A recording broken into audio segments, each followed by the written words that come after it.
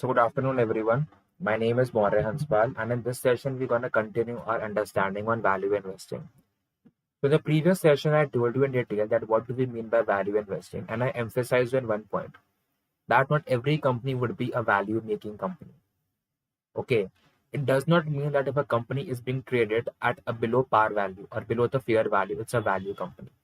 Like for example, there might large number of EV stocks. Okay, so just assume that the average price of the EV stocks is going around 200 rupees. Okay. And you find an EV stock which has a value of like 20 rupees. Means 200 rupees is the average price of the EV stocks. It means like some prices might be like 150 rupees, some 200 rupees, some 250 rupees, some 100 rupees. And in between you find a stock of 20 rupees. And that time you think that the principle of value investing was taught to us, and we were taught there that we need to pick up a cheap valued stock, or when the price is very low, but the company supports a particular theme. Completely agreed. The price is low, and the company is also supporting a particular theme. But not all companies would be there. Like when you buy such types of companies, see, first of all, these companies might be called as a penny stocks. And why do we call them as a penny stock? Because the prices of these companies is very low. There are thousands of other companies which are into the sector of steel, which were into the sector of fast moving consumer goods, or which were into the sector of electronics, oil, and gas.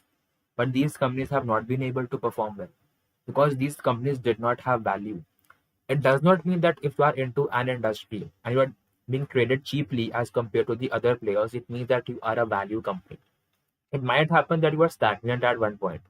It might happen that you are not undergoing with the process of diversification and expansion and you are still at the same point. Whereas the other companies have gone to the process of diversification and expansion and have become a mature company as of now. So these companies you need to look and take into consideration while following the value investing strategy. Because not every company is a value company. And sometimes these penny stocks are those stocks which are just the wasteful companies. And a large number of the young investors or the initial investors, they commit a mistake to invest in these penny stocks.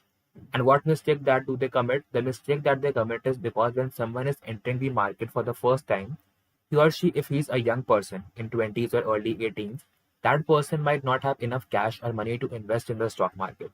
He might just have 200 rupees or 500 rupees or max to max 1000 to 2000 rupees. And I'm taking as a practical scenario because not everyone is a rich person. Okay.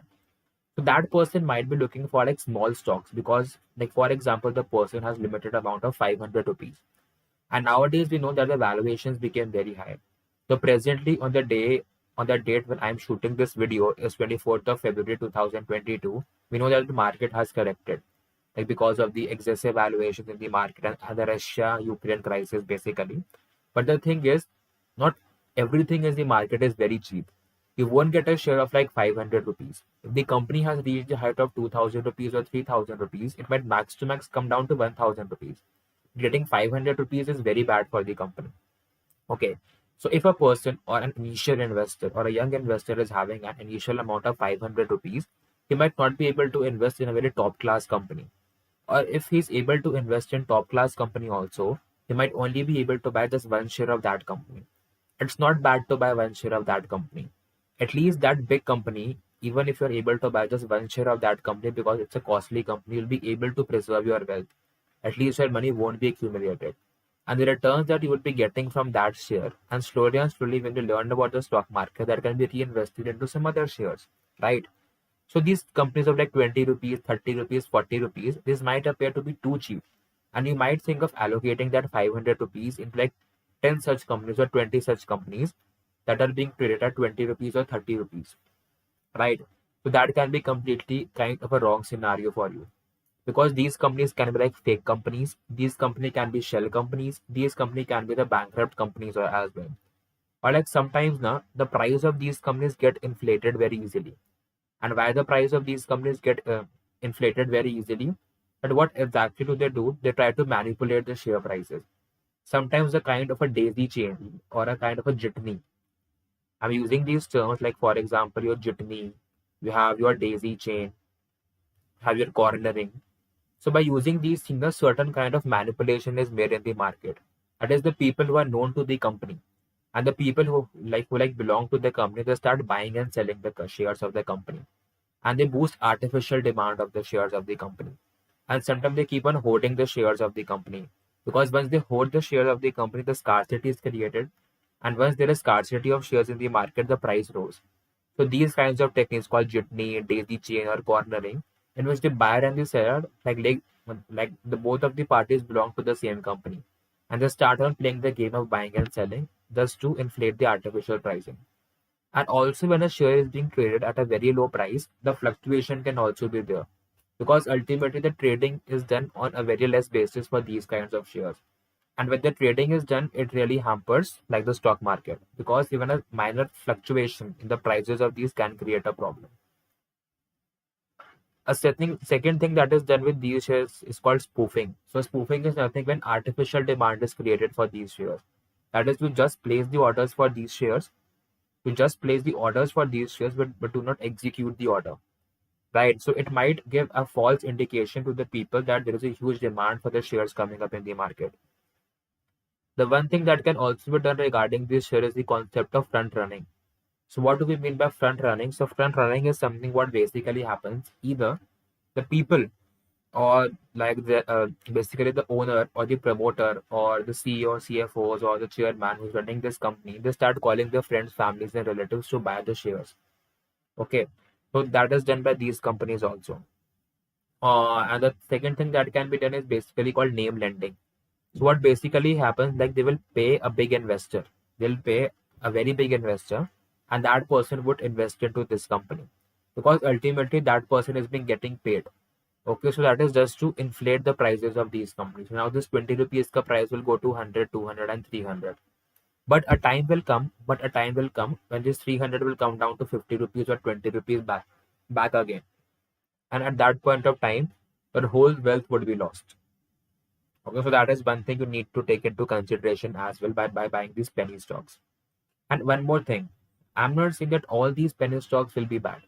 Some penny stocks also have the value, but then you need to see the future potential of the company. You need to study where the company is investing, is diversification project, expansion projects. So all these things you need to take into consideration for this. Okay, so that is one thing you need to be very well aware of. Like there are some news channels, try to read some news channels or read some corporate news and try to get to know that what these companies are really doing. First of all, see, a very less amount of news is covered on the news channels regarding these companies. But still your company can download, but still your people can download the annual report of the company. People can read the P&L, profit and loss statement, income statement, balance sheet, position statement, as we call it, statement of cash flows, equities, and notes to accounts. And then you can get to know what exactly the company is doing. Okay. And the one thing also, like, you need to know, see, after doing all this, try like investing into these companies and you might have a good return in future.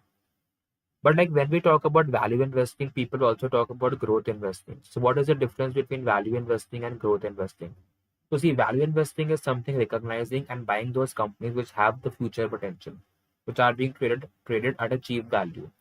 Whereas the growth investing is something which are the growth companies, maybe your IT companies or cyclical industry companies that have a stable rate of growth or a very high rate of growth, and people have realized the potential in that.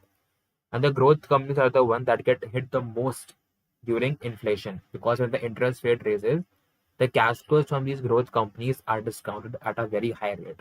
And as a result, the valuation of these companies come down, as we can see in the case of the platform companies recently. A large number of the platform companies had been listed. Your Zomato, your Nykaa, your Policy Bazaar, but these companies have corrected by more than 40% in one single 2 or 3 days because of the rise in the interest rate. And when there is some fluctuation in the market, these companies get discounted at a very high rate. And that is why these companies suffer the most. The growth companies. Like whereas the values companies are those companies that can do better in terms of these inflation, because they still have time to realize their potential. Okay, and that thing you need to understand.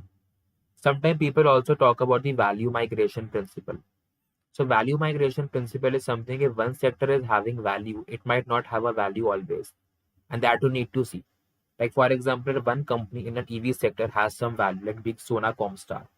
Okay, so start buying that company. It's completely fine. But some bad news can come, or like some things can come about the company which makes it having like no value. And that way you have to like value, you have to like migrate your earnings from one stock to another.